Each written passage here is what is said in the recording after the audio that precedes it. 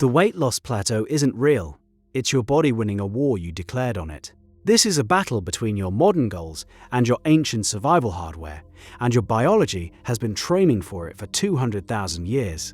Smart people, doctors, and scientists disagree violently on what to do when you hit this wall, because both sides of the argument have a point, and both have consequences.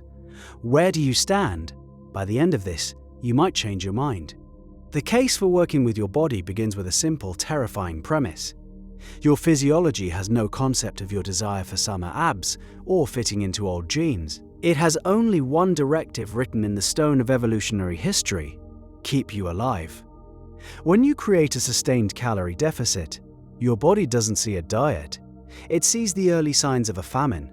It registers a threat to its existence, and it activates a highly coordinated multi-system defense protocol, a protocol we call the plateau. First, your body gets ruthlessly efficient. Your basal metabolic rate, the energy you burn just by existing, begins to drop. It drops more than can be explained by your lower body weight alone. This is called metabolic adaptation or adaptive thermogenesis. Your body is essentially turning down its internal thermostat to conserve fuel. You might feel colder. You might feel a profound, bone-deep lethargy that coffee barely touches. Your body is actively reducing its energy output in non-essential areas. Spontaneous movements, like fidgeting or gesturing while you talk, decrease without you ever noticing. Each of these is a tiny energy-saving measure, accumulating into a significant reduction in daily calorie burn. This is your body fighting back.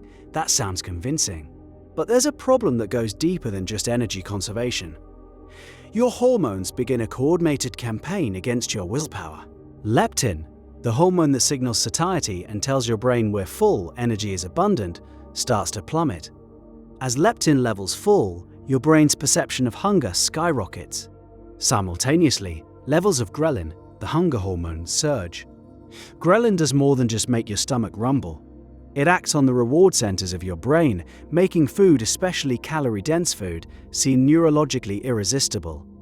The smell of baking bread becomes hypnotic. The mental image of a cheeseburger becomes an obsessive thought. Your brain is actively rewriting your reality to drive you, with overwhelming force, toward food. This is a biochemical siege. To understand the sheer power of this system, we can look at the Minnesota starvation experiment conducted at the end of World War II. 36 healthy young men volunteered to be semi-starved for 6 months, losing about 25% of their body weight. The goal was to understand how to best refeed populations devastated by famine. The results were harrowing. The men became obsessed with food. They would read cookbooks for hours, collect recipes, and dream about eating. Some would spend hours consuming their tiny meal, licking their plates clean. Their personalities changed. They became irritable, withdrawn, and depressed. Their metabolic rates dropped by 40%. Their bodies were pulling every emergency brake available. These were men with immense patriotic motivation. They had a clear end date, even they could barely withstand the biological pressure. Your body uses the same playbook when you go on a diet. It sees no difference. This defense seems ironclad. It's a perfectly tuned machine for surviving scarcity. And yet, the other side of the debate has an undeniable blind spot. The machine doesn't know what century it's in. It's running on software calibrated for the Pleistocene, a world of unpredictable food supply. Today, for many of us, the primary threat is the opposite. It is overwhelming abundance. The corner store, the delivery app, the pantry stocked with hyper-palatable, calorie-dense foods. These are environmental signals our biology was never designed to handle. The very system that saved our ancestors from starvation is now the primary engine of the yo-yo dieting cycle. When you finally give up on the diet and the plateau wins, your body is still in famine recovery mode. Your metabolism is still suppressed, and your hunger signals are still dialed up to maximum. You begin to eat normally again, but your body, terrified of another famine, becomes incredibly efficient at storing those calories as fat. It's trying to rebuild its emergency reserves as quickly as possible. This is why people often regain all the weight they lost, and sometimes more. The body isn't being malicious. It's doing exactly what it evolved to do: protect you from the next food shortage. The tragedy is that the next shortage never comes. The win for your ancient biology becomes a devastating loss for your modern health. So your body is fighting a ghost. It's defending you from a threat that has vanished from the modern world. That logic seems to suggest that we should just find a way to override the system, to push through. But critics of that position point out that trying to win a war of attrition against your own metabolism is a catastrophic mistake. It's like trying to hold your breath indefinitely. You can do it for a while through sheer force of will, but eventually your brainstem will override your conscious mind and force you to breathe. Biology always wins. Continuing to slash calories and increase exercise in the face of a plateau only intensifies the body's famine response. It doubles down on its defensive measures. Your metabolism slows even further. Your muscle tissue, which is metabolically expensive to maintain, may be broken down for energy. Your thyroid function can slow. Cortisol, the stress hormone, can rise, leading to more fat storage, particularly around the abdomen. You are teaching your body to become a perfect fat-storing machine, exceptionally good at surviving on minimal energy. You are digging a metabolic hole that gets deeper and deeper, making future weight loss attempts even harder. The harder you fight, the more damage you do. This is where the psychological cost becomes unbearable. You aren't just fighting hunger, you're fighting the deep primal belief that you are failing, that you lack discipline, that something is fundamentally wrong with you. Every other person seems to be able to do this, but your body is screaming at you, using every tool at its disposal. Lethargy, obsession, cold, and a complete lack of progress on the scale. This feeling of personal failure is a direct symptom of the biological process. Your biology is turning your own mind against you. So if fighting harder is the wrong move, what is the right one?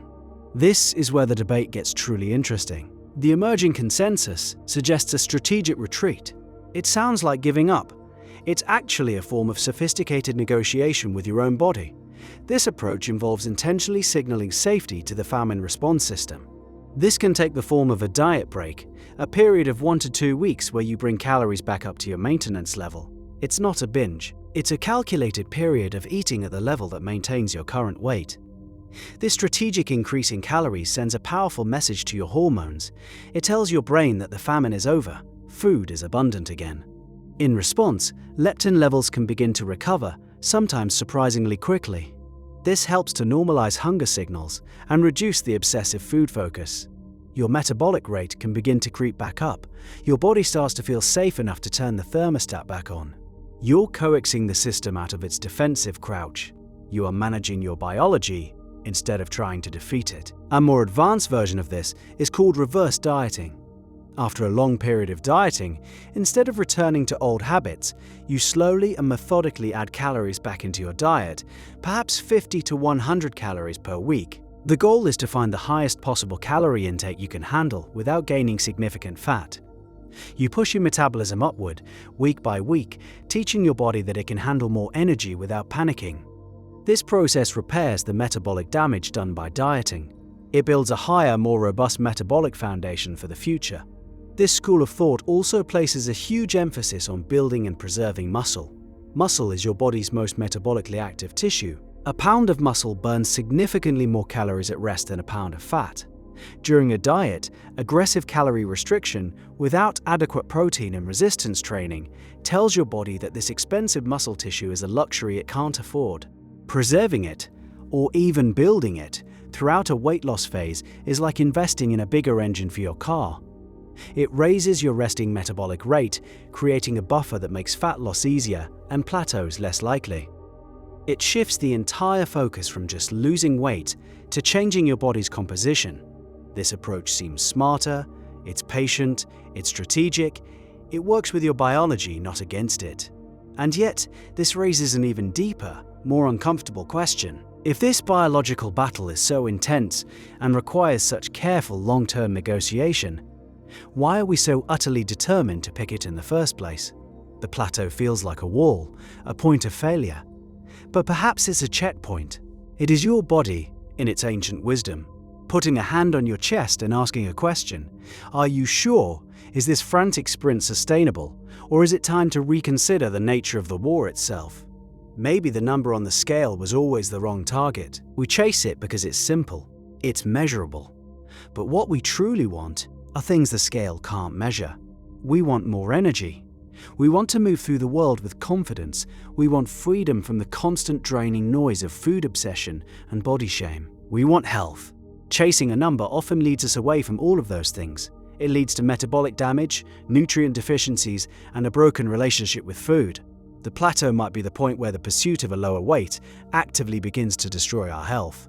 It's a biological stop sign, warning us that the path we're on leads to a dead end. So what if the goal shifted? From weight loss to metabolic restoration, from punishing the body to building its capacity? It's a slower path.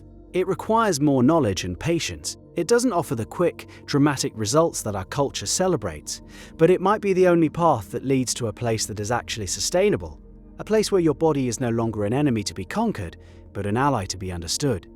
So, where do you draw the line? The body's defense is a masterpiece of survival engineering, but it's operating in a world it no longer recognizes. Defending you from a phantom, trying to brute force your way through it leads to a cycle of frustration and metabolic damage. A strategic, respectful negotiation seems wiser, and yet the desire to change, to feel better in our own skin, is a powerful and legitimate human drive. When your body screams famine, do you listen and negotiate, playing the long game of metabolic health even if it's slow? Or do you declare war, accepting the biological cost because the psychological pain of staying the same feels even greater?